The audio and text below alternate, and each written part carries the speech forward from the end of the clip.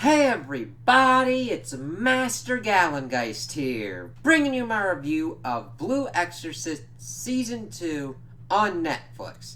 And I enjoyed this, but it did seem like a lengthened movie slash OVA kind of thing, which really isn't a bad thing. And I didn't know right off the bat that this ignores everything that dealt with like the Pope with a nuke part in the first season. Like this technically continues after episode 17 and is the true kind of continuation of the story that was going on in the manga. So I'm like, I almost was like about like a third of the way through before I'm like, what the fuck is going on here? Not in a bad way. I'm just like, I'm fucking confused.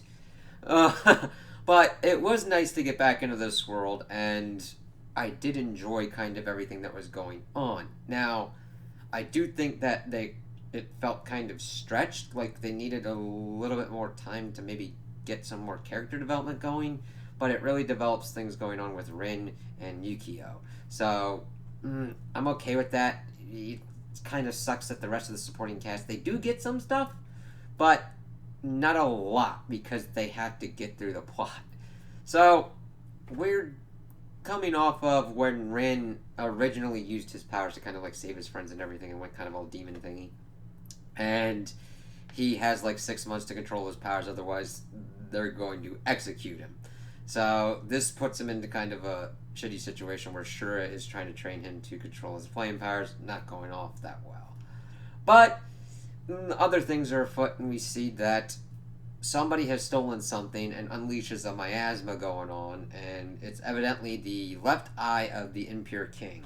And we see this Toto dude's like, we gotta get all this stuff, and it's kind of a misdirection at that point, because we see that a child is like grasped by this one person who's got the eye, and they're racing against time, and Rin and Shura are able to go up there as Yukio's like, okay, what's going on?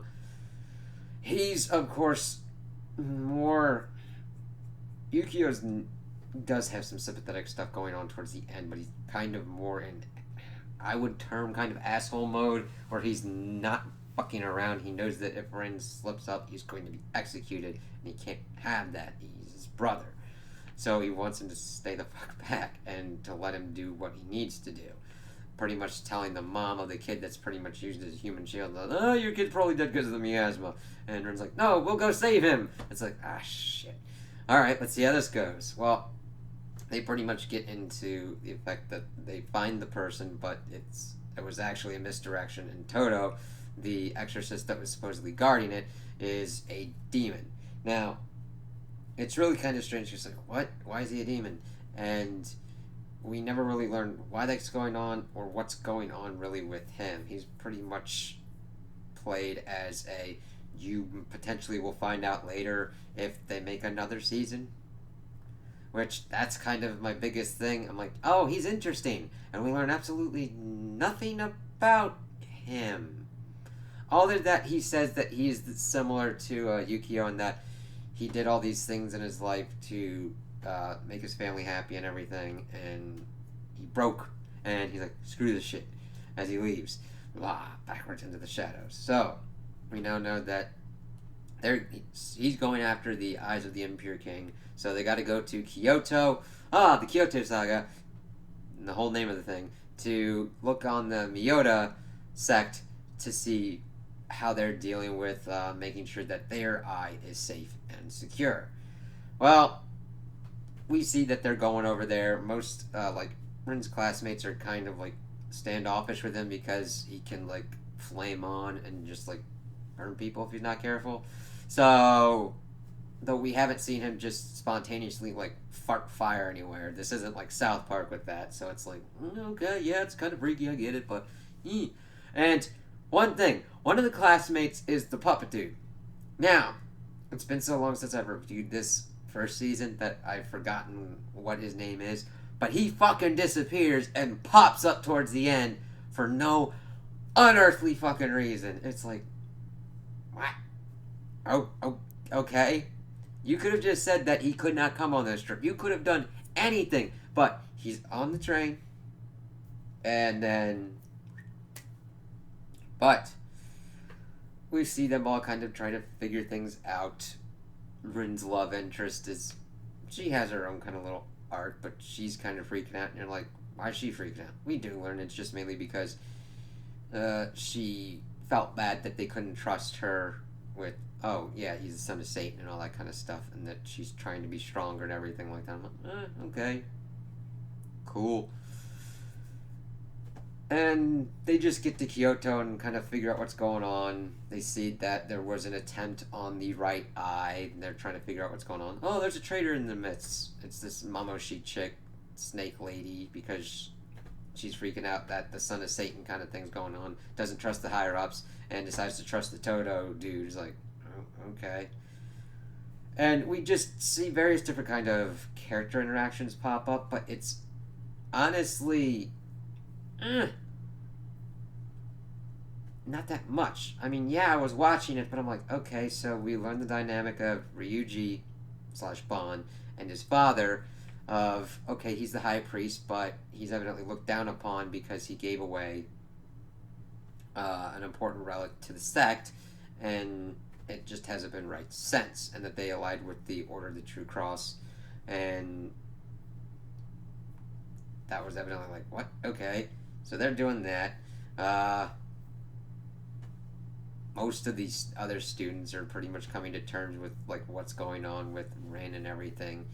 Yukio was with another group of exorcists trying to track down the left eye, but get like juked by the Toto dude, and then links up with them. I was like, why did they even do that to begin with? Now, granted, not an excessive amount of time was put on that, but it's just like, okay, there's some stuff that could have streamlined this plot.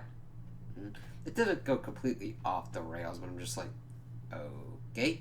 So he comes in, and all of his group doesn't do shit. It's like, oh, okay, they made this elite group, and then they send, of course, Shura and her students to Kyoto to check on the right eye. I'm like, alright, you don't learn anything really about Yukio's group. So I was like, alright, okay. He's in with them, moving on. Well, they find out that everything's kind of going a little bit wonky with the Miyoto. It's like you get a various kind of info dump. She decides to take the eye and go with Toto, and it's like, oh, all right, they're dealing with that fallout and aftermath, and everybody's like, shit. And of course, the high priest tries to go up to the temple and see what's going on. Then come to find out, the impure king was never killed. He just has his eyes removed, which was technically his heart by some standards for some reason. It was kind of really unclear. It's like, oh, okay, the eyes, but he was there. He also had slipped a packet message for Rin to tell him the whole information going on. Now, granted, it is an info dump, but I kind of like the way they did it. It's like, oh, it's done in this whole kind of thing. Rin's locked up because he punched Ryuji and was going completely hambo with his emotions because he never got to like make things right with his father because he got possessed by Satan and decided to kill himself to make sure that he didn't do shit to the kids. And of course Ryuji's pissed off as his old man, and his old man's not telling him anything, and it's like, what the fuck? And come to find out, there's a lot of backstory. The high priest knew Rin and Yukio's adopted father. Well, evidently they're doing all this stuff with the Miyoto sect, and he's like, I kind of don't want to be the high priest, but alright, whatever. His wife, who's pregnant with his son, is dying because of the miasma affected illness, and a lot of people in the sect are dying, and the high priest just like keeps chanting the mantras and the sutras and stuff like that. It's like, alright. And then out of nowhere, a fucking giant ass demon pops down onto one of the bonfires. He's like, yeah, what the fuck's going on here? It's like, I claim the sword now. It's like, what? It was really kind of strange with the characterization of Shiro. It's like, alright, I mean, it's not out of the realm of possibility. Granted, I am coming back in on this a lot after I had seen the other anime, and of course, we are now going closer to what was going on in the manga, and probably some kind of different people involved, so that could also deal with the discrepancy. But he sees everything going on. He's kind of injured and passes out. High priest in the past shit. Same kind of thing. Is taking care of him, but he's like, no, I'm not giving you the sword. And fine, whatever, I'll take it eventually. But he sees everybody, he's able to give him all kinds of cures for what's going on. He's like, what are you doing? Take that man, get him out of here. And of course, he helps him escape and gives him the sword. He's like, yeah, there ain't nothing in there. And of course, his father gets involved and dies and gives him the fire familiar. It's one of the fire familiars that was used on the sword. He's like, yeah, the sword, it ain't got nothing. The Coma sword that Rin now has. And of course, this fire demon familiar is pretty much predicated on secrecy. So of course, the high priest dude has to keep the secret. It's like, this just fucking sucks. Then we pretty much get into the present, and we see that the impure king has now been pretty much resurrected. The high priest pretty much tried to stop everything at once, but we see that Mama Shi's like, fuck, I fucked up, and this ain't good. And the high priest is able to kind of protect her and everything, but you see that the impure king is a giant fungus fucking thing. And it's like,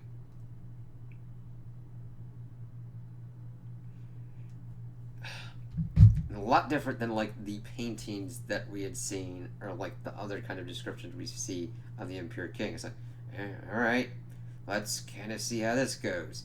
And of course, the high priest eventually gets stabbed out by Toto, and then he takes the fire familiar dude and eats a portion of him and gets fire powers.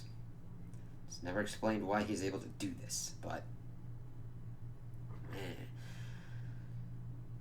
so other people are like, fuck, there's a fucking thing like that going on. That ain't good. Because one of the people had came, saw what's going on, took Mama Shi back. They tell everybody, guys, look at everything going on. Holy shit, that's a big ass fungus thing. And of course, it's fungus. Fire is the thing that helps it out. We see that Mephisto pops up and puts Rin in a goddamn box for reasons. Rin can't pull the Coma sword because he's lost his confidence. And they're pretty much getting everything that they can. And these students are given their jackets to be invisible and go in to try and get Rin.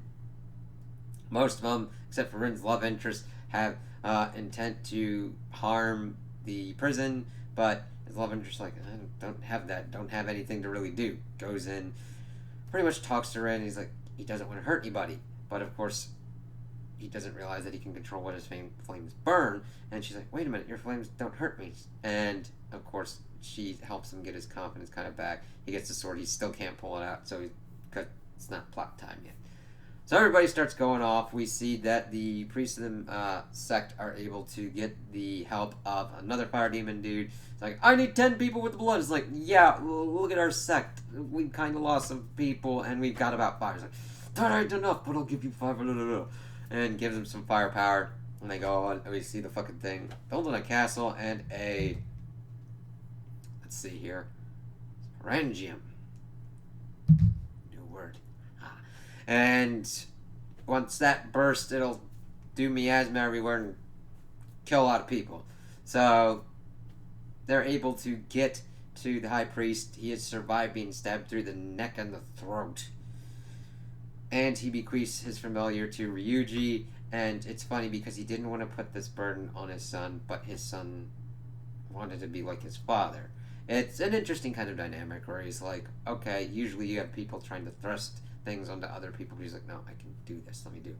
So he goes, pretty much makes a fire barrier to make sure that the giant fungal fucker stays in a localized area. Mephisto's just watching off and sometimes spouting stuff going on.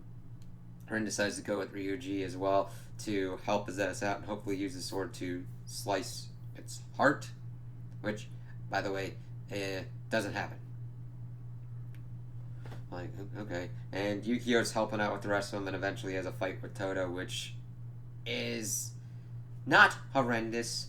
It's not a bad action scene. It's useful more for Toto pretty much kneeling and trying to get at Yukio, which his thing is he hates his brother, but he loves his brother, but he mainly hates himself because he was weak and he wants to be strong, but everything that he sacrificed and seeing Rin getting special treatment for being the son of Satan breeds resentment in him. And eventually, at one point, when he's pretty much about to be killed, he flares up with his eyes. It's like, okay, so they kind of kept that. Fine. Cool. And this, of course, freaks him out, but he doesn't tell anybody even by the end of the season because. Reasons? I don't mind that he's keeping it a secret, but we're not really delved too much into why he's keeping that a secret. It's like, okay. Alright. Cool. So, he's doing that, but eventually he gets back up by the other priests, and they pretty much get him to a point where he's like a fucking ash pile, and then he gets all goopy, and then he's like, and then somehow fucking goes off. He's like, yeah, no, I'm gonna keep an eye on you because you're interesting. That's the extent of it, and then he poops away. It's like, okay. We have some other character development with Ren's love interest pretty much trying to help another girl student because she got fungally trapped. Baldy broken arm kid and a pink haired boy have their kind of thing where the pink haired boy is like, fuck this shit, I ain't got this shit. Or Baldy boy is like, I'll fucking do this, and he comes back and of course helps him. It's like, oh, okay. But we see Ren trying to do what he can do. We get some kind of not complete Dragon Ball level back and forth padding for time, because if that were the case, there'd be at least 300 episodes of shouting and screaming before we got to it. But he eventually is able to pull the sword, but he is not strong enough with his flames to shishkabard the whole thing, and the dude's barrier goes down because he passes out because he's been taking it for too long, and shit's getting real. And then the one fire demon that was someone's like, hey bro, let's join forces and fucking shishka baby damn this thing. It's like, okay, but I'm not gonna kill everybody, but alright. And he's able to pretty much make a giant fireball and have his flames just burn out the Impure King. It's like, alright, and he kills it completely. Not like the last time, because it wasn't strong enough to pretty much kill the Impure King completely. This time he's done. Nobody got hurt, and anybody that was infected by the miasma was healed, and everybody was like, wow, this is cool. Whereas everybody was like, holy shit, that fucker's on fire. Now he's like, holy shit, he's on fire, and he can control that fire, and yeah. Of course, Yukio does some, some shitty thing. Like, do you know what you're in for? He's like, yeah, I know, but I'm gonna control my stuff.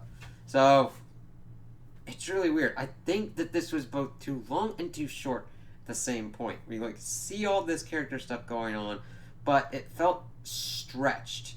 Like, I would have rather had a lot. It's really weird for me to say that I would have rather had this either go 24 episodes to get all this and have some proper time to develop characters, or have it shortened and have it just kind of 6 episodes, or even like a 3-episode OVA or something like that, where everything's kind of done in a better kind of manner, because this felt both. It just felt like there was too much going on and too little because of how it was paced. Pacing is key in certain things. Pacing is key with how things play out.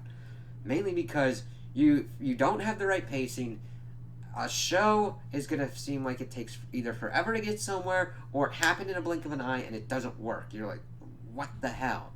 That is a very pivotal part, and the pacing just felt off with this one.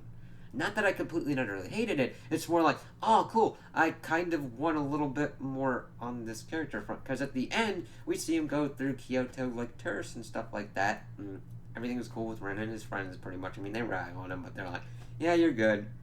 And Yukio and him kind of have a heart-to-heart kind of things. Like, yeah, I'm going to become an exorcist and stuff like that. And Yukio's always had admiration for him. And she's like, I'm already trying to catch up with you and shit like that.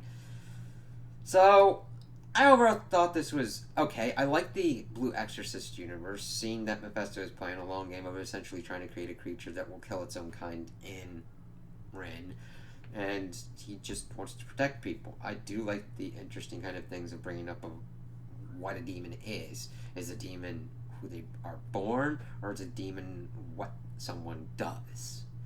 And I would have liked that explored a little bit more. I think that if they don't do any more episodes, that would kind of suck. Because I do like the world, I do like the characters, and I want more character development. So if you're looking at this for a lot of character development, you're going to be kind of disappointed because it's kind of there. I wouldn't say halvesies there, but it's pushed enough that it's like, you could have done a little more. Action-wise, interesting, like not like your basic kind of form of action. Which is serviceable. It's not horrendous. You can clearly tell what's going on. That's good. You always need clear action. But there's no kind of like, oh fuck action moment that you would get from like a Dragon Ball or like a John Wick or anything like that where you're like, holy fucking shit, did you see what fucking happened? That kind of thing. Animation's beautiful. I love how they do the world and everything because, granted, it's got your typical kind of anime style, but each character feels unique and kind of has their own personality through the style, and it's really beautiful and really does a good job of giving you a sense of place and of what's going on. Fungal Fucker was a interesting looking motherfucker, and so were any of the other demons that were like put in. I'm like, I kind of want to see a little bit more. Because you do a lot of interesting things, and I'd like this series' take on demons and everything like that is an interesting one because it's almost like a fusion of like a fairy fae kind of thing, and it's really kind of strange and different, and I'm like, I kind of want more of that. So my only downside is I want to see more of the world animation wise because I want to see what really cool ass shit they can do. But yeah, not recommended for small children because it would probably freak them out, especially Fungal Fucker doing his weird shit. So there's cursing and blood and stuff like that. But if you're into the supernatural and you need something to watch, this will definitely be good. Definitely would be in the category of if you need something on in the background, would work because you will be able to pick up things going on. It's like, yeah, okay. And it's definitely just a nice one to kind of have any kind of palate cleanse and really kind of get you through any kind of weird period. I would also be able to recommend that you don't have to completely binge it all in one sitting. If you take some breaks here and there, you're going to be fine watching it. Though if binging is your preferred method, have at thee, as they say. So those are my opinions on the anime. Tell me what you guys think in the comments below. If you liked it, if you didn't like it, if you agree with me, if you disagree with me. Also like and subscribe, and I hope you have a good day.